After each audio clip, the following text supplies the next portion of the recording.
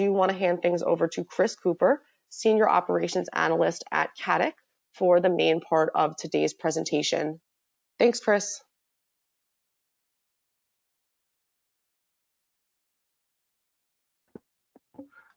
Oh, there we go. Thank you very much. Can you hear me okay, Christine? Yes, we can.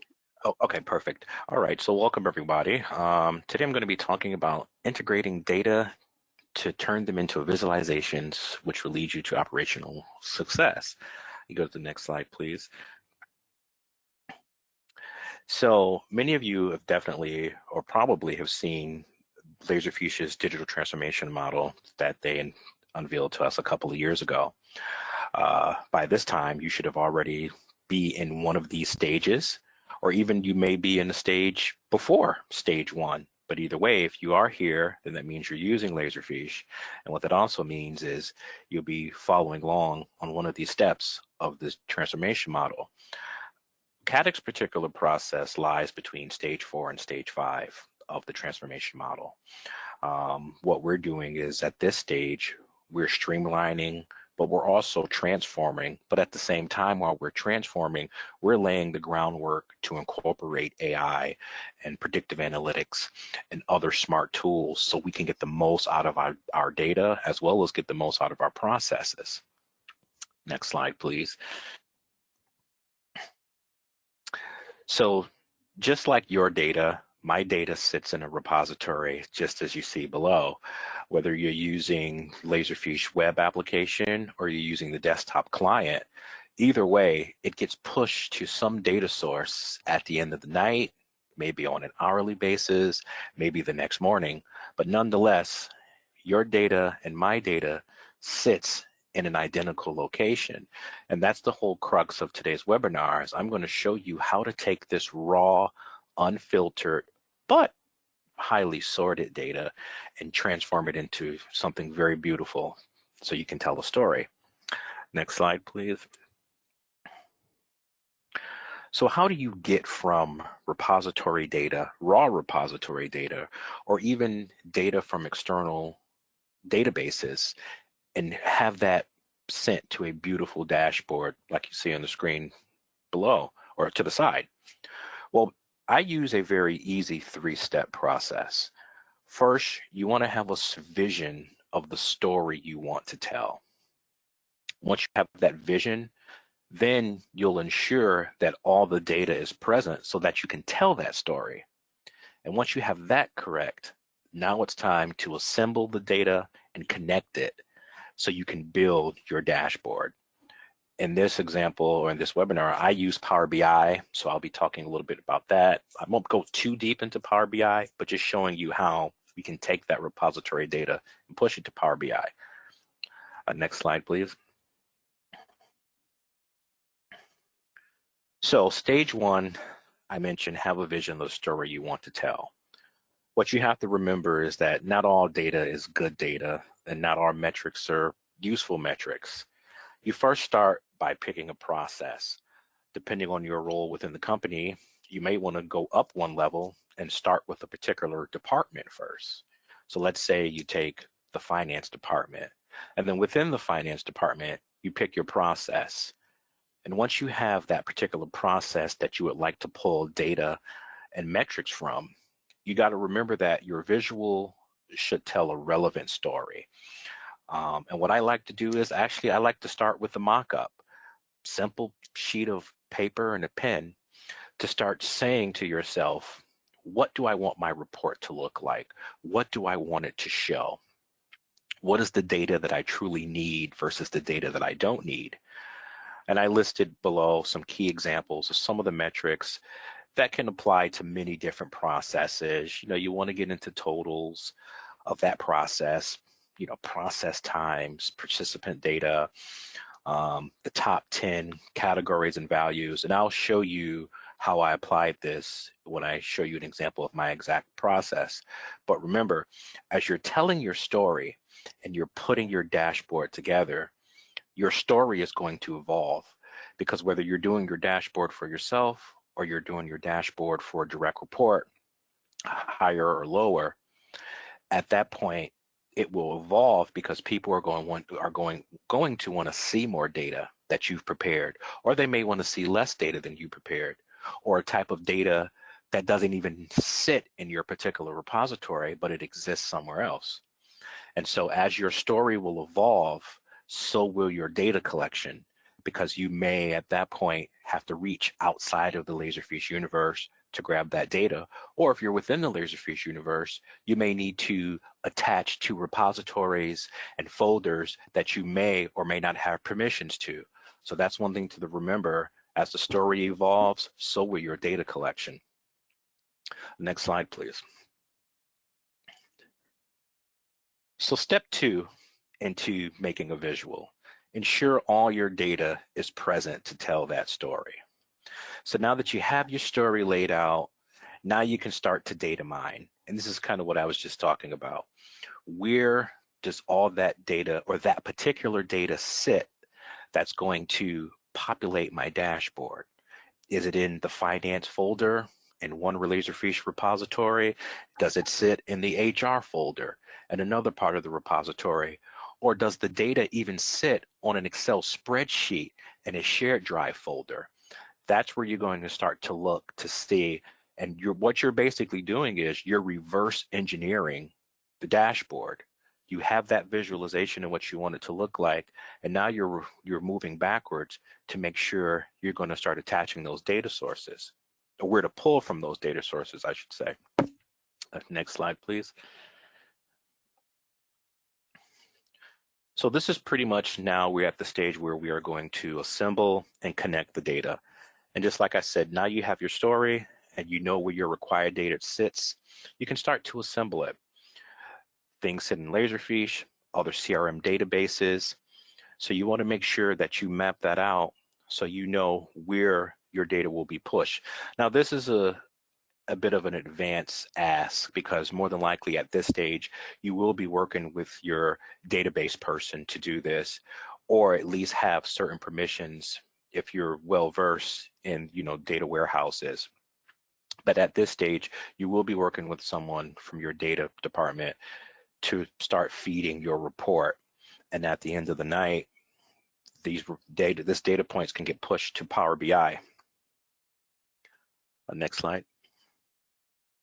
Oh, that was my arrow. So this is my process. At first, our particular process, actually, we're an insurance company. So as we're processing the insurance policies, sometimes something is missing. Maybe missing a certain page, maybe missing a certain value. But either way, something is missing that stops this policy from going from A to Z. So once a defect is found, staff will then pull up a Laserfish form, which is we call it our policy issues form. Christine, you can hit the, thank you. So once they hit the policy issues form, this form does two things. Actually does three things. It first records the defect that we found of the policy that came through the door. And then once the processor hits submit, two things happens upon the form submission. First, the form emails particular reps that are connected to the main customer that issued that policy. So that way they also get notice that we have a defect from one of their customers. Stage 2 is Laserfish Forms will actually send a copy of this policy issue form and store it in the repository. And then within my repository, as you can see, it's a simple folder tree, issues that are resolved, copies of the policies, and then we sort it by state. So this is a very easy way to see how we're storing this information, all from a defect that was found. The defect has been recorded. The proper parties were put on notice to clear the defect, and now we're saving the record of the defect until it is addressed. And this particular process is like all of your processes. So now what's the next stage? At night, I have a workflow that goes into these repository folders, extracts the particular data that I wanted to tell in my story for my report, and it pushes that data to a Laserfish SQL table. The next stage is I have a SQL query. Now what that does is that query, if my workflow works every night and pushes it to this my Laserfish data table, my SQL query runs every morning, roughly about 4 or 5 o'clock in the morning. So now what that does is that pulls the data from my story to the SQL database warehouse, which then now feeds my Power BI report. So I'm going to stop right there to show the overview of how we took a defect found, recorded it, saved it, put the proper parties on notice, extracted the appropriate data for the story, pushed that data to the appropriate warehouse, which then makes it available to feed my particular report. Next slide, please. So what does that look like? From what I just showed of what my process, what happens at night. So this is what happens. If you look at the upper left-hand corner, I still took a screenshot of just a sample of the repository folder tree because I wanted to show you that by grabbing the appropriate data, the data from the folder tree is enough to tell this entire story. And so from a previous slide, I showed which are some particular metrics that you could use or that you can take. This is what it really looks like, showing particular totals, breaking down totals by the processor that found the defect, sorting and slicing by state, showing averages, showing quantities by reps. This is exactly what you can pull, a ton of data that you can show as a visual just by extracting only a little bit of data. This entire, report is pulled from just a few folders of metadata and very small amounts of metadata. Next slide, please. To further sort, you have the ability to further your story, right? What I'm showing here is I'm showing the quantity of particular issues by my customer. So which customer is my top offender?